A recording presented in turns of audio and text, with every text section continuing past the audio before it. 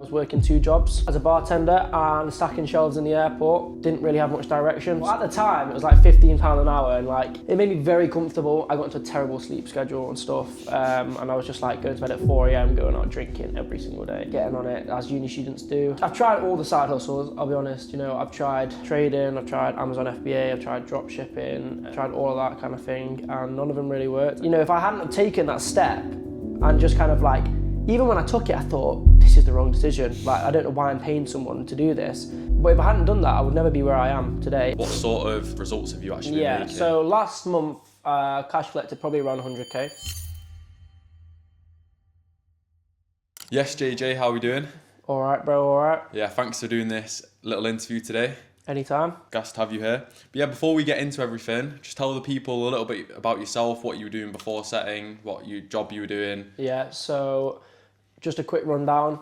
Finished A-levels, was working 2 jobs as a bartender and stacking shelves in the airport, and then didn't really have much direction, so went to uni thinking that would solve everything. And yeah, just been at uni for the last year and a half, had a part-time job at uni, and then found setting about 6 months ago. Yeah, so what actually made you get into appointment setting? Like, why did you choose appointment setting? So obviously I was at university, and you know, first year I didn't have a job. I had quite a lot saved up from, you know, working over the summer after my exams, over my gap year, etc. And then second year came around. My mum and dad helped me financially my first year, and then didn't help me in the second year, out of just kind of choice as well. And yeah, so I just kind of got a part-time job at uni. What was your job? It was like a groundskeeper kind of thing. Yeah, you know, it was like through the winter it was what like cold and rain and stuff like that. We're talking like September time. What sort of, that sounds rough to be honest, but what sort of pay was that? Well, at the time it was like £15 an hour, and like if you're a uni student watching this, like, you know, if you found a part-time job for £15 an hour at uni, you're actually gassed. That's gas at uni, yeah. And like the work wasn't that hard, so I was thinking to myself like, wait, this job's actually sick. So it made me very comfortable. I got into a terrible sleep schedule and stuff, and I was just like going to bed at 4 AM, going out drinking every single day. Getting on it, as uni students do. And then, yeah. Yeah, no, for sure. Well, obviously you got into appointment setting, but how come you chose like sales rather than, you know, e-com or TikTok shop, or there's so many different other routes? Like, how come you went with appointment setting? I've tried all the side hustles, I'll be honest. You know, I've tried trading, I've tried Amazon FBA, I've tried drop shipping, I tried all of that kind of thing, and none of them really worked. I mean, I did have some success with trading, but the thing is that I couldn't really like go all in with trading, and I feel like you need to be all in if you want to be successful in that. And I kind of just needed something on the side whilst I was at university, so I knocked that on the head, even though I didn't really want to. I just, you know, needed more. I was always hungry to make more money, and kind of realised, you know, one day when I was at my job and it was like pouring it down, I was freezing, I had a 6-hour shift and it was raining the whole shift. I was thinking, all that for like 90 quid or whatever it was. Yeah, and it's just like, no chance. So then obviously I found yourself, who does appointment setting, and we hopped on a light-hearted chat. So I just kind of wanted to see what it was about, and yeah. Yeah, so bro, obviously in the online space, there's so many different appointment setting communities. There's hundreds out there. What specifically drew you to JL Setters, and why did you end up, you know, moving forward with us? Yeah, well, the thing is about JL Setters is obviously, you know, you have a lot of gurus and mentors out there, you know, who kind of, they just get you on the course, and, you know, you're one of 1,000 in there. They kind of, once you get paid, they kind of forget about you. They don't really care whether or not you actually make any money. I feel like with JL Setters it's slightly different. You know, you kind of take pride in making sure that the boys that join you actually make money, rather than kind of just kind of getting payment off them, you know, putting them through the ringer in terms of putting them through the mentorship, and then whether they actually make it or not, it's not really your problem. Like, you've given them the skill, it's then up to them. I feel like you kind of took on the responsibility of making sure I actually got a role that paid me well, because you actually cared whether or not, you know, I made it. So that's the kind of vibe that I got on the call. And that's probably one of the main reasons why I joined. Yeah, no, sick, bro. Yeah, for sure. Like, obviously, we're always putting fulfillment first. But then in terms of, like, what did you actually think of the group? You know, because I think a lot of groups they do just let anyone in. You have random different ages. Like, I think our group's honestly, like, everyone is friends. But, like, what do you actually think of the people in the group? Yeah, well, when I first joined, obviously, it was kind of, it's always difficult coming into a new community, etc. But everyone's really, really welcoming, and I feel like everyone is kind of in the same boat. Everyone's kind of at the same age, and everyone's like-minded, trying to, you know, the same common goal of trying to make money. Yeah. Now, that's like obviously easy to say, because everyone who obviously gets into appointment setting or any side hustle is obviously wanting to make money, but you know, that's actually often a misconception. You know, people pay the money and don't do actually anything about it. You know, they kind of pay the money to think, right, if I pay this money, I'm actually going to do something. But often when you get into the space, you'll find that a lot of people pay it and then kind of forget that they've even paid it and they just give up. Yeah. I feel like a lot of boys in the group are all really determined, and you know, everyone, even if there's a few dark weeks, everyone pushes through. You know, we kind of carry each other, and you know, the wins chat, you know, it makes you hyped and makes you want to make more. And if you have had a bad, you know, couple of weeks, you see the other boys winning, and you know, you pop a message to be like, listen, I've had a bad few weeks, the boys hype you up, etc., and it kind of makes you want to work harder. Yeah, it's pretty solid community. I'd say everyone's pretty like-minded, right? Yeah. But like, obviously, we're in the UK. We've grown up in the UK all our lives, right? There's a lot of negativity in the UK, and there's a lot of like fear mongering and stuff. Yeah. And I feel like around the online space, a lot of people are quite skeptical before getting into it. Did you have any sort of doubts before joining? Did you have any, you know, limiting beliefs in that sense? Yeah, of course. I mean, like, limiting beliefs wise, I've never ever had any limiting beliefs in terms of how much money I'll make, but I had a lot of limiting beliefs in terms of like online presence and kind of people thinking, like, being worried about what people think of me. Yeah. And at the end of the day, I know one guy who told me the saying, hate never comes from above. And I'm not going to drop the name, but he actually makes a very good point there, because the way that you look at it is, right, you're either going to get judged for posting by people below you thinking, why is this guy posting? Or you'll get judged by the people above you thinking, why is he not posting? Now, which one would you rather be judging you? Facts. The people that are above you, that, you know, you're trying to work towards becoming, who, you know, are good for networking and, you know, are really successful in the space? Or would you rather be judged by those bums who are too scared to post anything and, you know, are like, haha, look at him posting on YouTube whilst they're still in a part-time job, or asking their parents, or mum, can I have 20 quid to go to Nando's? Do you know what I mean? Right. Yeah. No, it is actually rough. Obviously, you mentioned before you got into the online space, you were worried about what other people were going to think. How did you kind of get over that barrier and actually, you know, make the change? Yeah, see, like, I'll be honest, it wasn't actually easy. Like, I always spoke to you about it as well. You do get quite a lot of anxiety posting online, but I feel like it gets to a point where, what I just previously spoke about, in that if you don't post, worst case scenario is you're going to be stuck in the exact same position. So 12 months down the line, if you haven't taken that step of posting, all right, you might get judged by a few people for the first month, 2 months. I remember when Jack first started posting, I thought for the first month, what's he doing? But then after 3 months, I'm thinking, that's normal now, that's what Jack does. After 6 months, I'm thinking, yeah, fair enough, he's got a following, he's doing well for himself. After, you know, he's been in the space a while now, 12 months, and it's like, all right, now I really respect what he's doing. It's something I could get behind. There's always going to be hate, and you know, it's never going to be easy to kind of take that step. But the way that I look at it is if Jack hadn't started posting, you know, 12 months ago or 18 months ago, whenever it was, he would still be in the exact same position he was. Facts. And that's the kind of just question you've got to ask yourself. If you weigh it up, would you rather get judged by people who are doing nothing for themselves and going nowhere in life and be stuck in the exact same position? Or would you rather just get over that and, you know, kind of be in the position where I am today, being able to afford the things that I do and enjoy the lifestyle that I live, just for the sake of a few videos, or, you know, for the sake of posting this story sequence or that story sequence? There's always going to be hate, like, and often the hate is just jealousy. It really is. Like, yeah, 100%. It's people trying to make themselves feel better that they're not doing anything with their life. Mm-hmm. That's all it is. Yeah, and I think you've come from a similar family to mine, in the sense, like, my parents always wanted me to obviously go to uni, you're in uni yourself, and then get into a 9 to 5 and work up a careers ladder. Yeah. And for me personally, they were like shocked when I, you know, got out of my 9 to 5 and didn't do that. Did you have a similar experience in that case, or were your parents always like really supportive of you getting into the online space? It's kind of tricky because I don't really want to go off on a tangent here, but you know, I've always been really entrepreneurial minded. I won a few awards when I was younger, and I'll be honest, my mum and dad always supported me, and always like supported my entrepreneurial flair. Obviously, my dad's an entrepreneur himself, so it's not kind of like I grew up in a 9 to 5 household. And when I was younger, especially, they always supported me, you know, business ventures, etc. However, that kind of changed after sixth form.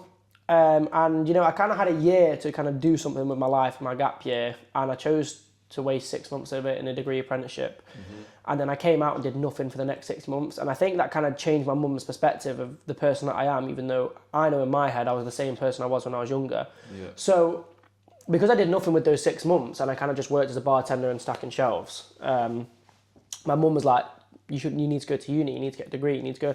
And ever since then, my sister is very, very much, she's very successful in what she does. And, you know, a 9 to 5 has very much worked for her. That's the lifestyle that she wants to live. And I'm very proud of what she's done. She just doesn't quite understand the mindset that I have, just because, you know, she's not really an entrepreneur herself. So in her mind, getting a secure, well-paid 9 to 5 is a way better option. But for someone like yourself and me, that's like worst case scenario. That's like, you know, if everything else fails, I'll go and get a 9 to 5. Plan and B. that's like plan Z. Yeah, There's 99 other things I would rather do before going to get a 9 to 5, and that's the actual truth. But, you know, I listened to my sister, I listened to my mum, and I went to university. Do I regret it? Probably slightly. Yeah, probably slightly. We're going to have to see what the future brings. But yeah, absolutely. But yeah, we won't go too much off on a tangent there. Okay. But yeah. No, I rate it. So, obviously, talk to me a bit about your first month inside Jail Setters. So, what was it like? Because you've had quite an interesting experience, I'd say, in the group. Yeah. Like, what was the first month like? Results like? What did you think when you got into it? Like, just everything. Yeah. First month was rough. First, you know, kind of 2 months were rough. Yeah. No fault of, you know, Jacks or Jail Setters. Simply just unlucky in the space. I got put on a great role through Jail Setters, the same role that I'm on today, you know, like 6 months later. Mm-hmm. But yeah, it was the first 2 months. I just obviously, you know, joined the program, paid to join the program, and I'm thinking to myself, what have I got myself into? I'm thinking, I was thinking about knocking appointment setting on the head. I was thinking, this is a scam. This is a load of waste of money. What have I done? I'll just, you know, I've spent the money now, I'll take it as a lesson type thing. And yeah, it was about a month and a half in, turning up every day, putting the numbers in on the account, doing the follow-ups, doing the outbounds, doing the conversations, getting the calls booked in. And I remember in my first month, I got 43 calls booked in. 43 calls, and not one of them closed. Yeah, I don't think I've ever seen anything as bad as that. Not one of them closed. Credit to you, because I genuinely think 99% of people in your situation would have quit. Like, I don't actually know how you... what actually pulled you through that? I was actually mad proud of you. But it honestly even got worse in the second month as well. Like, second month I did around the same, if not more numbers. I think I did maybe 50 calls booked in, which is mental, by the way. Like, 50 calls in a month is unseen. And I know that sounds a lot, and, you know, if you're a setter watching this, you're thinking, this guy's just booking in unqualified leads. That wasn't even the case. Like, they were all qualified. They were literally all qualified. Maybe some slightly less so than others, but, you know, they even had half the ticket price available, which, you know, obviously with installments nowadays is possible. So, yeah, some of them may have been slightly more unqualified than others, but I was getting some people booked in with 20, 30K ready to invest in the niche that I was in, not closing. And I think I counted 17 across my first 2 months of people that had booked in that had 20K plus. Yeah, that's ridiculous. Which is mental. I'd obviously, you know, done my part setting wise, and I'm thinking to myself, I remember coming to you probably, I think in my second or third week, saying, Jack, I've just got a piff. Yeah. Because in my second week, I had 3 people verbally agree to pay in full. I remember Jack calling Jack and being, oh my God, I've just had 3 people. Yeah, I remember. Right? All 3 of them pulled out. And I couldn't believe. And then the same thing happened the week after. 2 or 3, I think I had one guy do installments and then 2 piffs. I'm thinking to myself, right, well, one of these has got to close. And that was the story of my life for the next 4 weeks, of people agreeing to pay and then pulling out. And it was tricky, but, you know, obviously we won't go too much into the kind of success I've had recently, but it was a rough 2 months. Yeah, so obviously the first 2 months are rough. What do you think actually managed to push you through that I think it's honestly just all down to me as a person and being 100%. Purely stubborn. I kind of took it as a personal thing where I was like, I'm not hopping off this account until I make some money. Like, I refuse to hop off this account until I make some money. I'd obviously spent money to join the program, and I'm thinking to myself, I am not quitting this until I've at least got my investment back. I'm just not doing it, and I don't care how long it's going to take. And then I think my whole mindset just changed. Like, the whole second and third month, like, it didn't even feel like I was working. I was just locked in, grinding away, turning up, putting in the outbounds, having the conversations, doing the follow-ups. And honestly, it wasn't too bad because I was so stubborn, and it was more of like I kind of enjoyed it, if anything. It was a personal challenge to make sure that I was, turning up every day. Yeah, no, I think one of the main reasons I've loved working with you so much is because the moment like we had that first call and started speaking, I just noticed you had that sort of like ego in a good way, that like if you wouldn't let yourself fail, no matter how long it took, you wouldn't let yourself fail. And I think that's what held you, so accountable the whole time. That's probably why, you are probably, if not the best setter in our group right now. Yeah. It's just because no matter what, you just kept on going and kept on going. But okay, so obviously the first 2 months are pretty rough. It's probably one of the roughest I've seen, to be honest. Yeah. But like fast forward to today, what sort of, I know, accounts have you been on? What have you been kind of doing? What sort of results have you actually been making? So last month, cash collected probably around 100k, and it was a great month for myself. March was a record-breaking month for me. Straight off the bat, the first 2 weeks of March, for one of my off-roaders, I think they did a 15k week or 20k week, something like that. And bearing in mind, this account that I was on, they were fairly new to the game. They had 0 cash collected. I hopped onto this account. It was basically fresh. The setter before me had booked in 4 calls in 2 months. And I remember logging into the account, and I remember scrolling through the DMs thinking, what have I got myself into here? Yeah. I remember going onto the KPI sheet. 4 outbounds and 3 follow-ups were probably the average a day. And I'm thinking, these guys get 2 followers a day. What have I got myself into? That was like February time. Come March, the first week to 2 weeks, they've just done a 20k week. Yeah, it's ridiculous. And I'm just thinking to myself, like the way that I managed to turn it around, and how happy, the off-roaders were with what I was able to achieve, was so enlightening and so motivating. That was the first 2 weeks of March, and then the second 2 weeks, it was slightly quieter for that offer, but wow. Well, obviously you're a uni student, right? Yeah. What's been your highest take home in 1 month since you've joined Jail Setters? Yeah, so I had a £4,255 week, and in the month, I can't tell you exactly, but I know it was around 6,000. Around 6,000? Around $8,500. Yeah, that is ridiculous. So yeah, with commission, with bonuses, yeah. So 8.5k? Yeah, that was across 3 offers, but yeah. Yeah, that is still insane. Holy shit. Okay, that's mental. Okay, cool. And so obviously you've been grafting away. How much sort of time, so when you've done that 8.5k month, how much time were you actually putting in? Like, have you been working, how many hours have you actually been doing? It's funny you ask me this question because, if you'd asked me January, December time, what hours I was putting into the account, unmanageable hours, something that I didn't want to do. 5 or 6 hours a day. For nothing. That was, December, January, I had a complete dry spell. And that was my first 2 months of setting, really. And yeah, March, just completely different, the opposite end of the spectrum. 2 hours a day, maybe 3 hours a day, setting half the time for a record month. And I think that, it kind of, there is some luck involved in that, but it comes down to time management and, just fluency with setting and knowing what to say and reading the target audience. I think a lot of setters out there, if you follow a mentorship, you'll get given a script. You'll get given some sort of framework to follow. And the thing you have to understand about being a setter is that framework isn't going to work with everyone. And you have to take some initiative and you have to learn. I remember when I first got my first role, I was calling you and calling the group chat and texting the group chat saying, what do I say to this? What do I say to that? Like, trying to use the framework as much as possible. And, if you, to put it into perspective, if I talk to a 50-year-old woman and use the framework, but then I talk to an 18-year-old lad to use the framework. So different. It might work on the 18-year-old lad, but the 50-year-old woman's probably going to have more money than the 18-year-old lad type thing.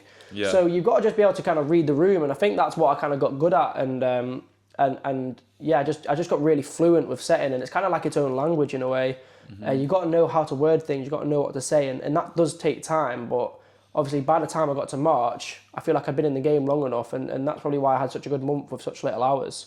Yeah, well, you mentioned that it's about luck, but I'd say it's probably intelligence mixed with hard work. Yeah. Like, because if you manage to, a 6k month and you're doing 2 or 3 hours a day of setting, like, that's absolutely ridiculous. Yeah, of course. And it's a credit to yourself. Yeah. But so obviously from being a uni student, working that job, and now you've managed to make 6k in 1 month, what do you think's actually changed for you mentally?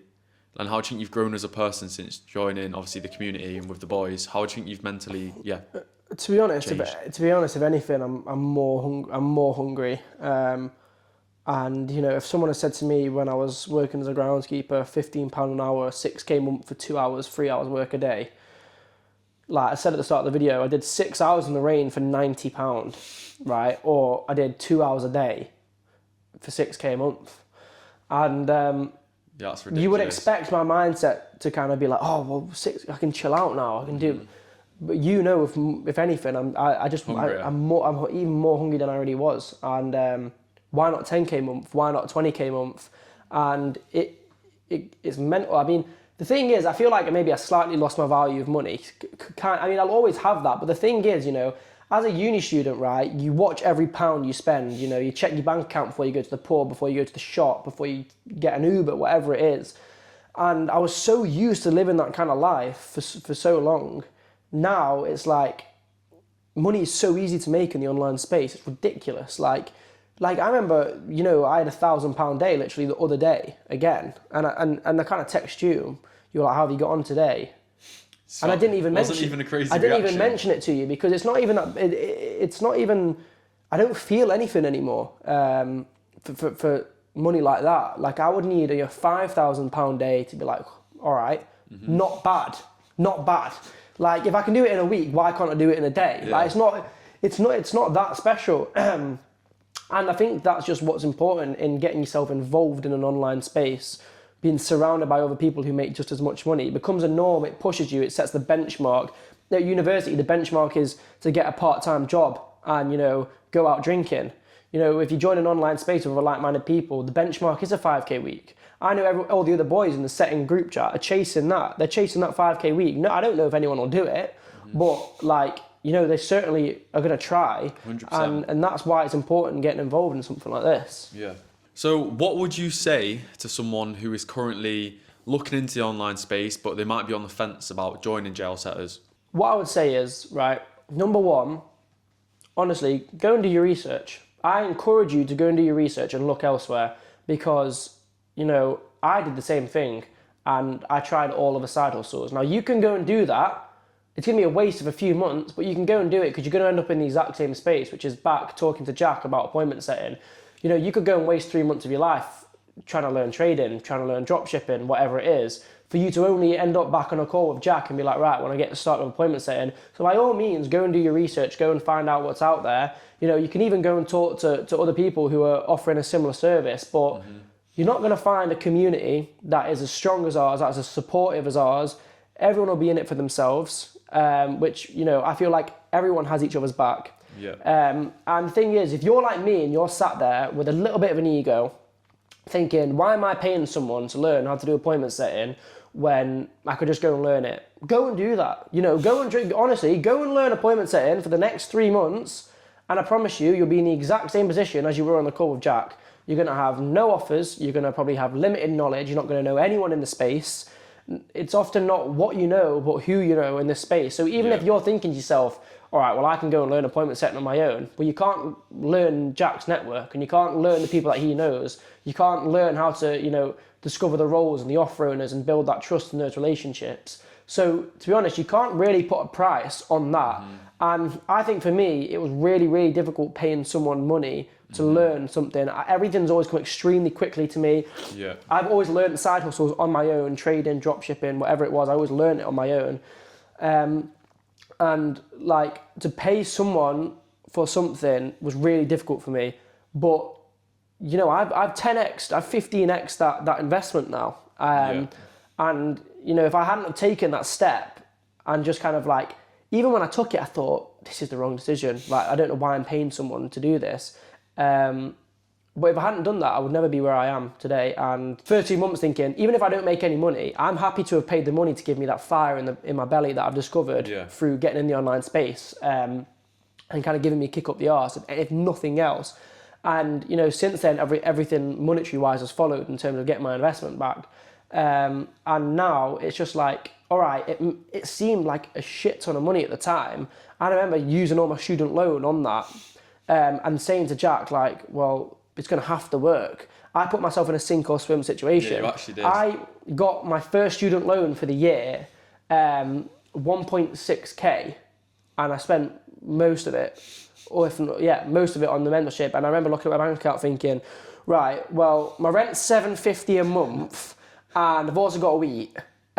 So how am I going to do? So I just remember, But you made it work. and I went 2 months with nothing. I went Crazy. 2 months of having to pay rent, nothing, eating ice cubes for 2 months, and now it's like, you know, we're looking at booking holiday just because we can. Like, it doesn't really matter. So it puts into perspective. Yeah, if you're watching this, that step, you know, paying that money is so difficult. It's in the exact same position, and I don't get anything out of saying this to you. This is me simply talking to, you know, if you're a uni student and you're looking to get started. I know that SFE payments just landed the other day because it came into my bank account, and I spent that, and now I make, you know, I've had a 6k month. Mm-hmm. So if you are in my position, take that step, take that leap, and you have to make that jump without the rope. Mm-hmm. Because if you have that rope around you, you're never going to make the jump type thing. Facts.